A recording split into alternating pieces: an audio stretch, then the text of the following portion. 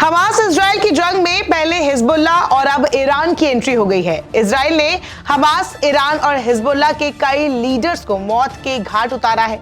हाल ही में लेबनान की राजधानी बेरूत में हिजबुल्ला चीफ हसन नसरल्लाह की हत्या की गई, जिसके बाद ईरान के सब्र के बांध टूट गए। दावा है कि ईरान ने इजराइल पर 400 मिसाइलें दागी हैं। अमेरिका की मदद से इजराइल ने ज्यादातर मिसाइलों को नाकाम कर दिया है। अमेरिका ने ईरान को कहा है कि गंभीर नतीजे भुगतने होंगे। वहीं नेतन्याहू ने कहा है कि ईरान ने गलती कर दी है, लेकिन ईरान का अब अगला कदम क्या होने वाला है? क्या ईरान इस हमले के बाद शांत हो जाएगा? नहीं, ईरान ने ये संकेत दे दिए हैं कि ये बस शुरुआत है। जरूरत पड़ी तो वो एक बड़े जंग के लिए भी तैयार है। ईरान के रिवॉल्यूशनरी गार्ड्स ने चेतावनी दी है कि अगर इजराइल ने 1 अक्टूबर को हुए मिसाइल हमले का जवाब दिया तो वो इजराइल के खिलाफ मजबूत हमले करेंगे। उन्होंने कहा कि इजराइल की ओर से किसी भी प्रतिक्रिया का जवाब कुचलने वाले हमले से दिया जाएगा। 1 अक्टूबर शाम को ईरान ने कथित तौर पर इजराइल के मुख्य शहर तेल अवीव को मिसाइलों से निशाना बनाया। अमेरिका ने पहले ही संभावित ईरानी मिसाइल हमले के बारे में चेतावनी दी थी और कहा था कि ईरान के लिए गंभीर परिणाम होंगे। ईरानी मीडिया ने मिसाइल लॉन्च के फुटेज शेयर की और बहादुर ईरानी लोगों की तारीफ करते हुए म्यूजिक के साथ जश्न मनाया। इस साल ईरान ने इजराइल पर यह दूसरा मिसाइल हमला किया। इसके पहले अप्रैल में सीरिया में ईरानी वाणिज्य दूतावास पर इजरायली हमले के जवाब में एक और मिसाइल हमला किया गया था। अप्रैल के हमले में दागी गई ज्यादातर मिसाइलों को इजराइल और उसके सहयोगियों ने रोक दिया था। हाल ही में बेरूत में इजरायली हवाई हमले में हिजबुल्लाह नेता हसन नसरल्लाह की मौत हो गई, जिन्हें ईरान से समर्थन हासिल था। ईरान ने इस हत्या का जवाब देने की कसम खाई।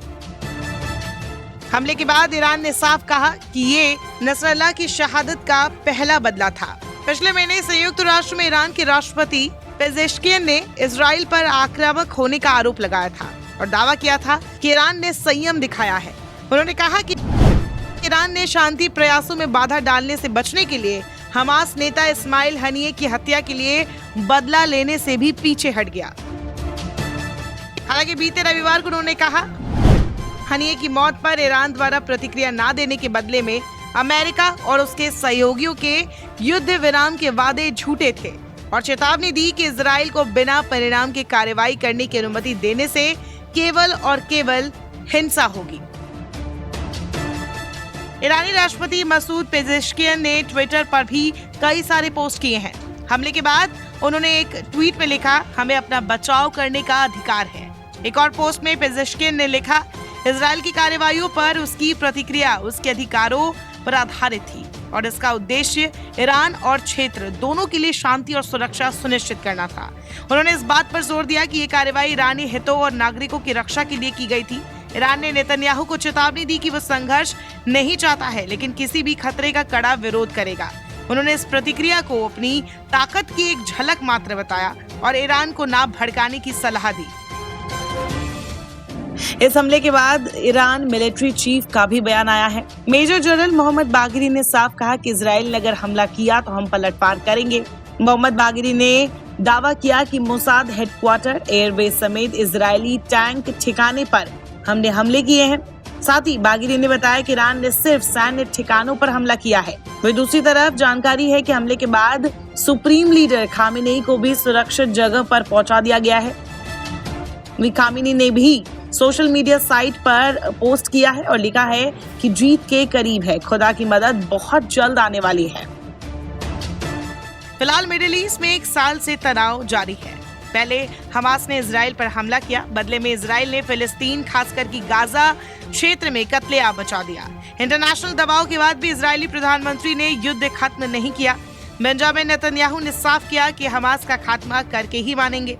इतने में हिजबुल्लाह ने इजराइल के नाक में दम कर दिया। इजराइल ने हिजबुल्लाह और हमास की कई लीडर्स जैसे इस्माइल हनिये से लेकर हसन नसरल्लाह तक को मार गिराया है। अब ईरान भी इस जंग में कूद चुका है। ऐसे में ये जंग किस ओर जाएगी और इसके क्या नतीजे निकल सकते हैं, ये सोच पाना अभी मुश्किल लग रहा है।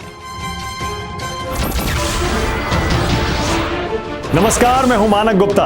अगर आपको हमारा ये वीडियो पसंद आया हो तो इसे लाइक और शेयर जरूर करें और हाँ, हमें सब्सक्राइब और फॉलो करना ना भूलें ताकि आप देश और दुनिया की कोई खबर मिस ना करें।